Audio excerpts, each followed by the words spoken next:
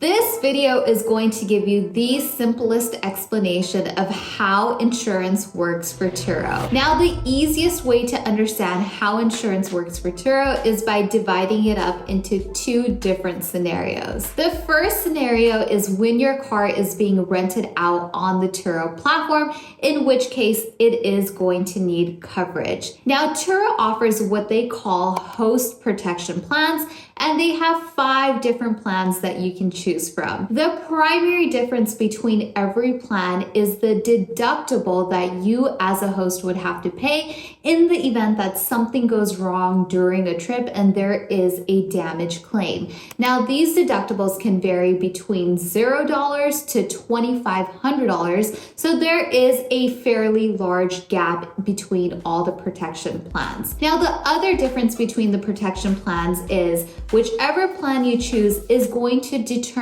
your revenue model for your business.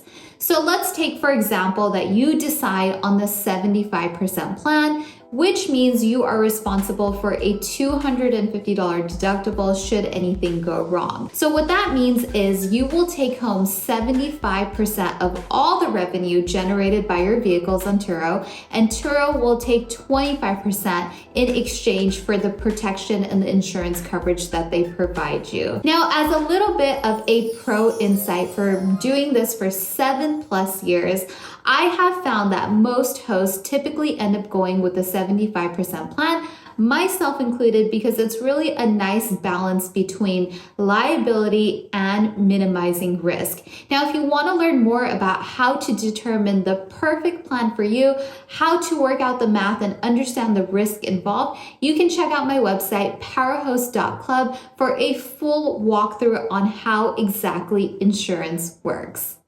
Okay, so let's look at scenario number 2. Now, this is when your car is not out on a rental and it's either in your possession personally and you want to drive it, or maybe you have an employee or somebody who helps you out with the business who is also driving that vehicle, in which case you do need insurance. Now, this is a very gray area when it comes to Turo because the car insurance industry really hasn't caught up with car sharing and they really haven't developed plans for that either.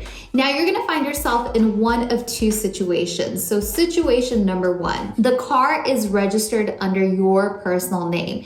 Now, if that is the case, most people, what they end up doing is just holding regular personal coverage on their vehicles like they would any other car that they own. The problem with that is that insurance companies really frown upon this because you are also using your car for commercial purposes, otherwise known as Turo, and they don't like that. Now, what most people do is that they just don't disclose to their insurance companies that on the side they also rent their car out on Turo, which of course does hold some risk. So I'm not advising that you do this, but more so explore your options and really make an informed decision about what risk you are willing to take on. And in a couple seconds here, I'm going to go over some companies that do work with people who do have cars on Turo, and that might be a good solution for you. Now, you might find yourself in a situation to where you have your car registered under your business or LLC name. Now, if that's the route you are going to acquire cars, you will find out that you will likely need to have commercial coverage on these vehicles.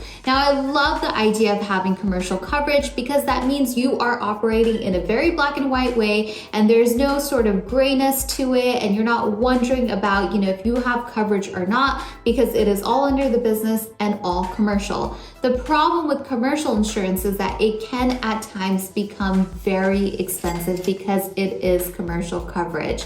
So now let's go over some of the options that have kind of come about over the years and some partnerships that Turo has done in order to provide better solutions when it comes to insurance. So one of my favorite solutions is the partnership that Turo did with Metro Mile. And I'm going to put all the links down in the description below so that you can check them out for yourself. Now, what the Metro Mile did and why I love it is that they have found a way to really sync up with Turo so they know when your cars are out on rentals, and when they're not being rented out, then they can charge you accordingly for insurance by a per mile basis, which makes it very cost effective. Now, the downside to that is that they are currently only available in California and Illinois. The next option is Liberty Mutual. Liberty Mutual does what I like to call sort of a hybrid upgrade policy. So they know your cars are out on Turo, and they also know that you are driving them, and they do provide some good coverage for that as well,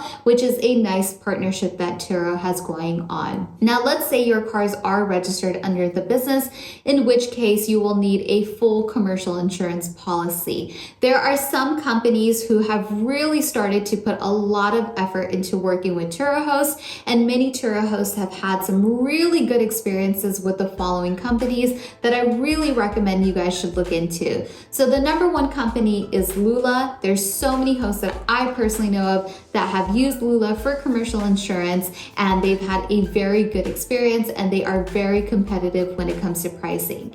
And the next three providers are Period X, GMI, and Sonora. So these are all your commercial options that have been very common amongst Turo hosts. Now, this is kind of a very concise and simple explanation of how insurance works for Turo cars.